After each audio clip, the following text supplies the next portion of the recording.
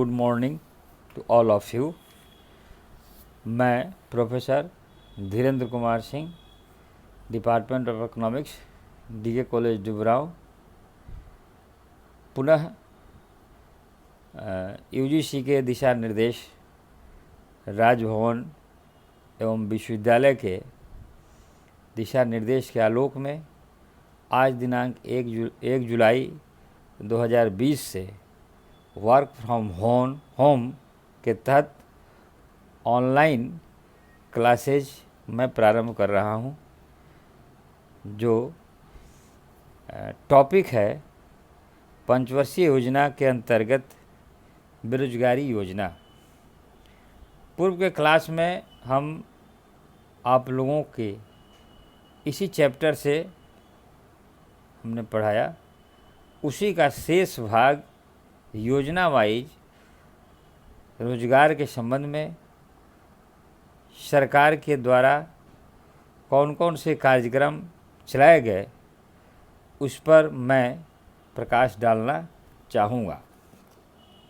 भारत में आयोजन प्रक्रिया की शुरुआत से ही बेरोजगारी की समस्या को स्वीकार किया गया, इसलिए रोजगार सृजन को आर्थिक आयोजन का उद्देश्य माना गया। परंतु यह कहा गया कि तेज आर्थिक समृद्धि तथा रोजगार गहन क्षेत्रों जैसे लघु उद्योगों पर विशेष ध्यान देने से बेरोजगारी की समस्या को स्वतः निदान हो जाएगा। उदाहरण के लिए दूसरी पंचवर्षीय योजना, जिसका कार्यकाल 1997 से 1962 माना जाता है, में अनुमान लगाया गया कि पिछली बेरोजगारी 50 लाख थी और इस योजना के दौरान श्रम शक्ति में प्रति वर्ष 15 लाख से 20 लाख की वृद्धि अपेक्षित थी। इस योजना में आर्थिक समृद्धि का लक्ष्य 5% प्रति वर्ष रखा गया और यह आशा व्यक्त की गई कि इस समृद्धि दर को प्राप्त करने पर इन सब बेरोजगारों को 10 वर्ष की अवधि में रोजगार दिया जा सकेगा। इस प्रकार रोजगार को विकास का लक्ष्य तो माना गया, परंतु यह केंद्रीय लक्ष्य नहीं था। परंतु इसे पूरी तरह से अवशिष्ट भी नहीं रखा गया और यह प्रयास अवश्य किया गया है कि यह विकास युक्त का महत्वपूर्ण तत्व बना रहे। रोजगार के प्रति तीसरी और चौथी योजना में भी इसी प्रकार का दृष्टिकोण अपनाया गया, परंतु रोजगार के संबंध में उपलब्धियां आशाओं से बहुत कम रही। सकल घरेलू उत्पाद में वृद्धि 3.5% प्रति वर्ष रही। रोजगार में वृद्धि 2% प्रति वर्ष रही, जबकि श्रम शक्ति में वृद्धि इससे अधिक 2.5% प्रति वर्ष रही। इसके परिणाम स्वरूप बेरोजगारी की संख्या 1956 में लगभग 50 लाख से बढ़कर 1973-74 में 1 करोड़ हो गई। बेरोजगारी में इस वृद्धि के कारण आयोजकों के लिए आवश्यक हो गया कि वे अपने दृष्टिकोण में परिवर्तन लाएं। बढ़ती हुई बेरोजगारी तथा गरीबी जिससे देश की लगभग आधी जनसंख्या प्रभावित थी, की समस्याओं के समाधान के लिए चौथी पंचवर्षीय योजना 1974 से लेकर 1989 में विकास युक्ति में परिवर्तन किया गया तथा समृद्धि को रोजगार उन्मुख बनाने तथा गरीबी व बेरोजगारी निदान के लिए विशिष्ट कार्यक्रम शुरू करने पर जोर दिया गया। छठी पंचवर्षीय योजना दस्तावेज में योजना आयोग ने इस बात को स्वीकार किया कि आर्थिक आयोजन के बावजूद रोजगार अवसरों में कोई खास वृद्धि प्राप्त नहीं की जा सकी। इस योजना में रोजगार नीति के दो उद्देश्य रखे गए: अल्प रोजगार की बड़े पैमाने पर पाई जाने वाली समस्या का निदान तथा दीर्घकालीन बेरोजगारी की समस्या को कम करने के प्रयास। निसंदेह इन उद्देश्यों की प्राप्ति के लिए रोजगार उन्मुख तीव्र आर्थिक विकास की आवश्यकता है। इन दिशाओं में प्रयासों के साथ साथ छठी योजनाओं में कुछ अल्पकालीन कदम भी उठाए गए ताकि कुछ अस्थायी तौर पर ही राहत प्रदान की जा सके, क्योंकि हमारी मिश्रित पूंजीवादी अर्थव्यवस्था में निजी व सहकारी क्षेत्र सार्वजनिक क्षेत्र के साथ साथ विद्यमान है। इसलिए सरकार ने सभी क्षेत्रों में रोजगार संवर्धन के प्रति अपना संकल्प व्यक्त किया।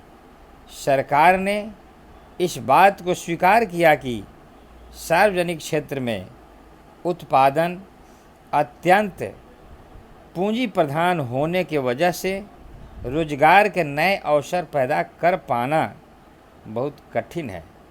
इसलिए निजी क्षेत्र में रोजगार अवसर बढ़ाने की नीति अपनाई गई। इस नीति के अंतर्गत कृषि, लघु व कुटीर उद्योगों तथा सहायक गतिविधियों में स्वरोजगार अवसर प्रदान करने की चेष्टा की गई।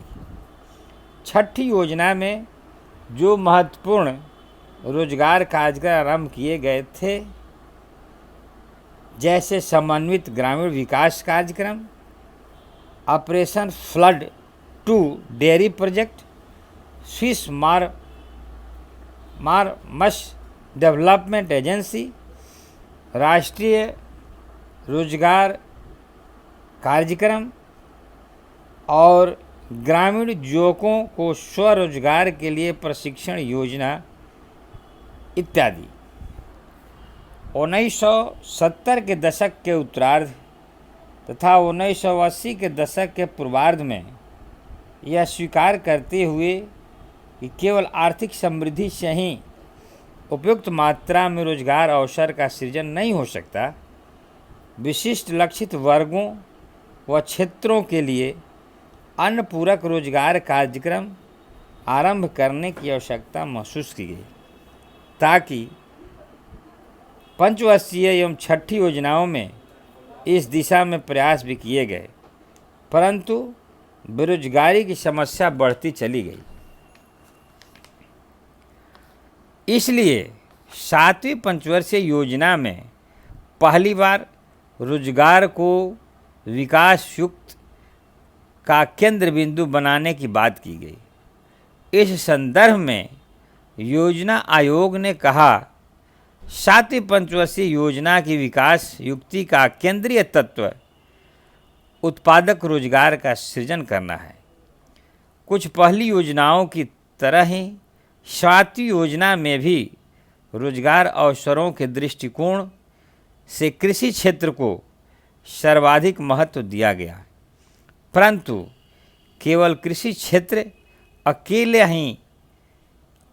ही पिछले बेरोजगारों तथा श्रम शक्ति में शामिल होने वाले नए श्रमिकों को रोजगार अवसर प्रदान नहीं कर सकता।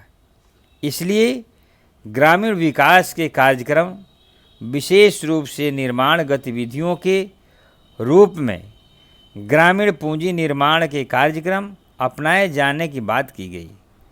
आयोजक इस बात से भी भली भांति अवगत थे कि औद्योगिक समृद्धि के उच्च दर में भी संगठित औद्योगिक क्षेत्र में श्रम शक्ति के एक छोटे से अंश को ही नए रोजगार अवसर प्रदान कर सकती है। योजना आयोग के अनुसार रोजगार अवसरों के सृजन का यह तात्पर्य कदापि नहीं है कि केवल मजदूरी रोजगार के अवसरों पर ही ध्यान केंद्रित किया जाए। 7वीं योजना में स्वरोजगार के नए अवसर प्रदान करने पर भी काफ़ी जोर दिया गया था। इसलिए विभिन्न क्षेत्रों में रोजगार प्रदान करने के अतिरिक्त 7वीं योजना में बड़े पैमाने पर गरीबी उन्मूलन कार्यक्रम के अंतर्गत मजदूरी रोजगार तथा स्वरोजगार कार्यक्रम जारी रखे गए। छात्रों, यह जो 7वीं पंचवर्षीय योजना का जो कार्यकाल 1952 से लेके 1980 तक है, इसको हमने एक खंड में बांटा है, जिसको आज हम आपके सामने अपने स्तर से बताने का प्रयास किया। पुनः दूसरे क्लास में मैं 9वीं पंचवर्षीय योजना से यानी दूसरा पॉइंट से लेकर 5वां पॉइंट तक 12वीं पंचवर्षीय योजना तक मैं इसी तरह से बेरोजगारी के संबंध में भारत सरकार द्वारा योजना के अनुरूप कौन कौन से कार्यक्रम चलाए गए उसकी मैं परिचर्चा आपके सामने करूँगा। धन्यवाद।